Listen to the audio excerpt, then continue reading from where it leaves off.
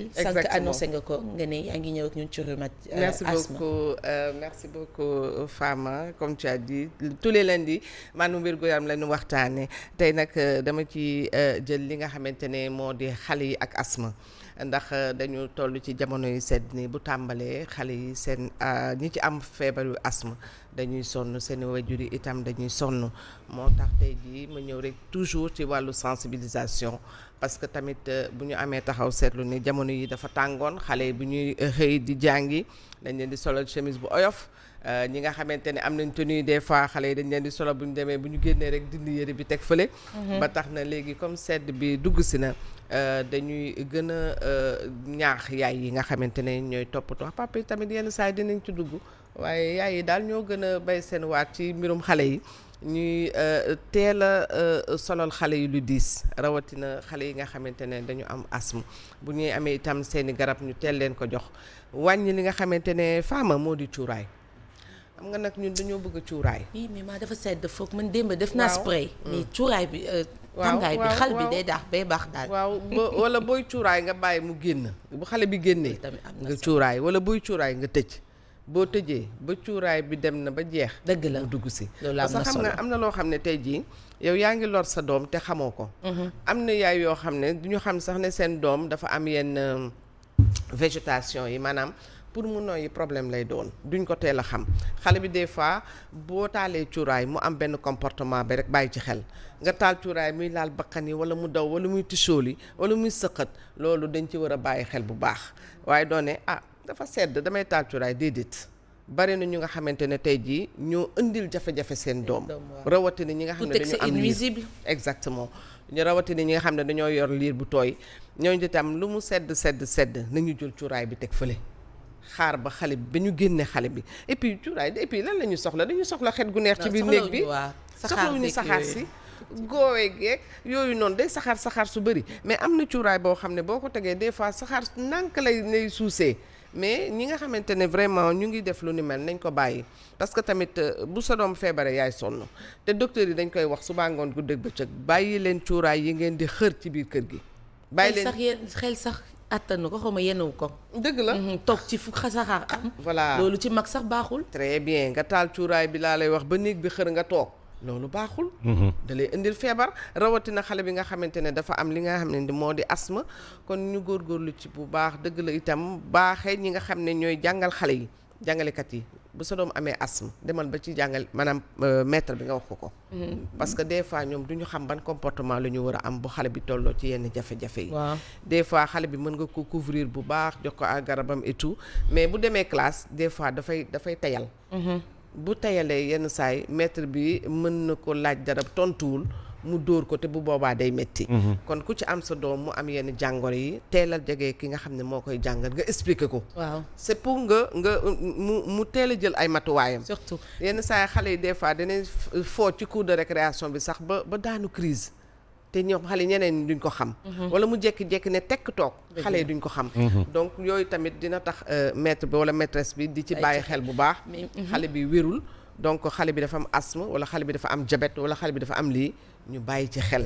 dëgg la mais maman certes nag da nga fi andi ay thèmes d'actualité yoo xam te ne comme ESOPK temps yi andi nga ko ma ne la feebar la bu ñu tendanceal mais asthme aussi seetlu nañ ne que fan yi mi ngi mel ni ñu ne sur 100 accouchements 90 yëpp à la naissance dañ leen di diagnostiquer d'office am nañ asthme. ñu am asthme waaw rek commencer leen traitement alors que xawma ci biir ëmb ak wasin am na loo xamante ne dafa war a dañ ci xale bi peut-être loolu au début boo ko déggee rek mën soo demee pédiatre mën na leen asthme la parce que am nañ tendance boobu te excuse-moi corps santé dafa mel dañuy topp léegi tendance nag.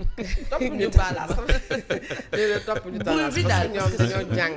dëgg la jàng def spécialisation. tout à fait donc am na yenn yoo xam ne man du ma tolérer sax ñu ne ko parce que ñoom jàmbaar lañu. c'est vrai que des fois xale bi dina judduwaale feebar.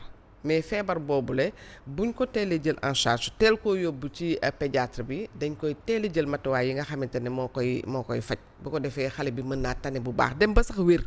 parce que feebar dañoo jékki-jékki rek wér surtout xale am na loo xam ne bu ko judduwaalee buñ ko traité rek mën na wér xam nga su ma lay wax ni asthme dafa am des fois xale yi di am lu ci mel ni végétation bu ñu juddoo seen bakkan yi noyyi bi du day jafe day metti moom lay wax végétation ni donc yooyu noonu da ngay gis ñoo xam ne dañ naan yow sa doom ji dafa am waaf la xaw ma am na daal lu ñuy wax ci olof yóbbu ko ci maamën ba def ko lii yóbbul te fekk affaire bi du loolu affaire bi boo gisee lu la jaaxal bul yóbbu ca maamën ba yóbbu ca docteur ba kooku moom jàng na xam-xamam màcc na ci loolu te boo demee da nga koy expliquer boo àndeek sa doom l'hôpital da nga koy expliquer docteur bi lii ak lii lay manifester o docteur yi sax dañ lay laaj dinañ xool xale bi saytu ko et tout mais dañ lay laaj yow mi nga xam ne yaayam boo nee mandarga yii laa gis ci sama doom te xaw ma kon ci moom mais dañ koy jël en charge kon nag ñuy bàyyi di def automédication mooy diw de dina naan garab bi yow doomu diw mi ngi koy naan kon sama doom war na koo naan organisme yi du ñu benn dëgg la nañu bàyyi di def automédication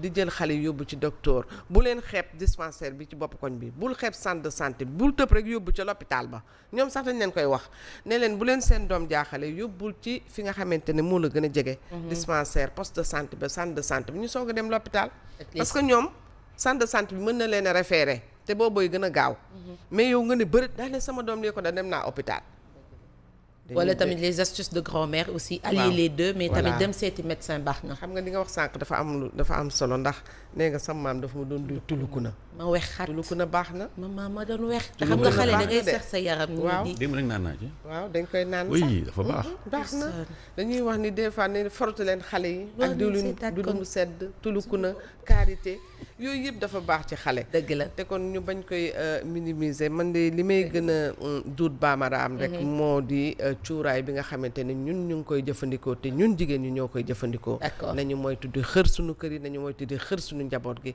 ndax baaxul ci xale bi nga xam ne dafa am asthme bu fekkee ne même da nga am moquette ci kër gi dañ naan la bul def ci néegam moquette wala salle bi am moquette nañ ko dindi ndax xale bi parce que xam nga moquette bi day aspirer poussière bi te poussière bi buñ ci doxee mu tëb bu kiiwee xale bi noyyi ko loolu tam jafe-jafe lay indi ñu bàyyi ci xel bu baax bu ñuy bale itam bu xale yi demee ki am feebar bu génnee ñu bale balaa muy ñëw ñu menace def lépp aéré kër gi parce que léegi dafa sedd nañ na boo yeewoo ubbil sa fenêtre ubbil sa buntu néeg nga aéré bu ko defee kër gi dafay féex am na solo maman daal sa ñàkk ñëw lundi wóorul waaw ndax dañuy jàng ci yow dañuy root ci yow mu nekk lu am solo en tout cas li mu joxee na ngeen ko jëfe rek daal di koy diggee ndax doom moom bu feebaree yow waajur yow lay sonal ca papa ji mooy génnee xaalis bi waaye yow yaay ji doo nelaw yéenay àndandoo di dang-dangi di daal di toppatoo kon autant mieux vaut prévenir que guérir mooy li am solo xam naa maman Aïcha merci beaucoup kontaanoon nañ maa la gën a kontaan dañuy libéré waale noonu rek suñu lieutenant colonel Cheikh Fall ndax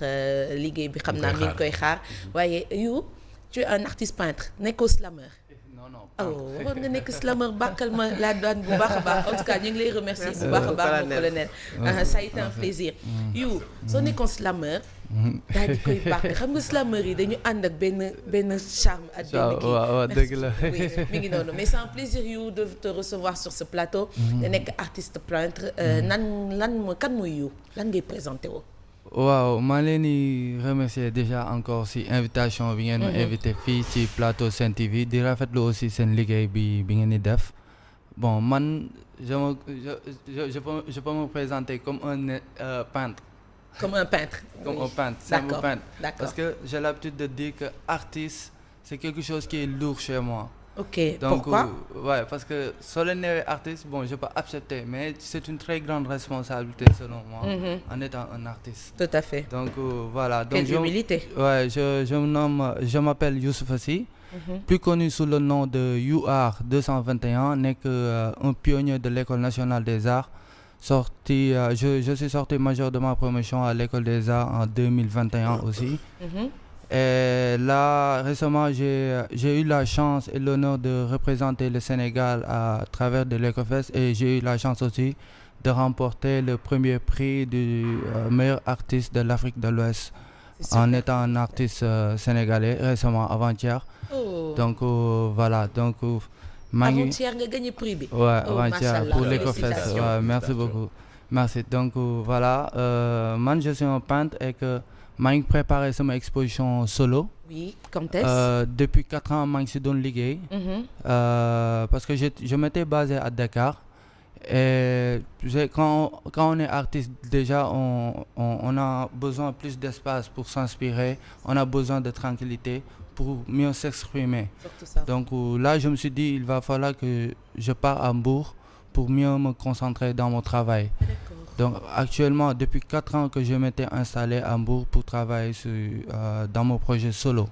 Parce que j'ai eu la chance aussi de travailler, de faire 14 à 15 expositions collectives au niveau national et international.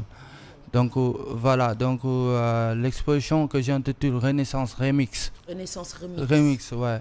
Pourquoi Renaissance Remix? Parce que j'avais visité une des expositions de Leonardo da Vinci au Sénégal le 21 février 2021. Ah oui. Et j'avais pensé à travailler un peu sur le passé.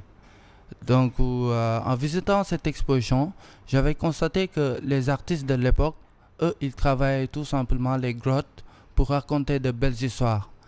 Et quand il y avait abondance à une contre-réussite, comme aujourd'hui la musique, la danse, le théâtre, ils racontaient ce qui était essentiel à l'époque. Donc essentiel aujourd'hui, pour moi, c'est l'interdépendance entre les hommes et les autres êtres vivants, mais l'interdépendance entre les hommes semblables. J'ai trouvé ça fascinant. Je me suis dit, pour trouver réponse un peu à mon questionnement, il me faut un petit peu plus travailler sur le passé. Sur le passé. Mais le passé ne pouvait être saisi pour nous-mêmes, c'est-à-dire représenté en image présent, mais en image émergente qui ferait appel à la 5e conscience historique, c'est-à-dire demain. Donc, et moi, en travaillant, moi je dis que à chaque fois que je peins, j'essaie de transmettre des messages, qui enseignent mais qui renseignent aussi. Tout à fait, parce que je voulais même te demander d'où l'inspiration, comment tu t'inspires d'habitude? Voilà, parce que moi, ma réflexion artistique part du constat que cela existe un problème de représentation des hommes noirs et des femmes noires en fait.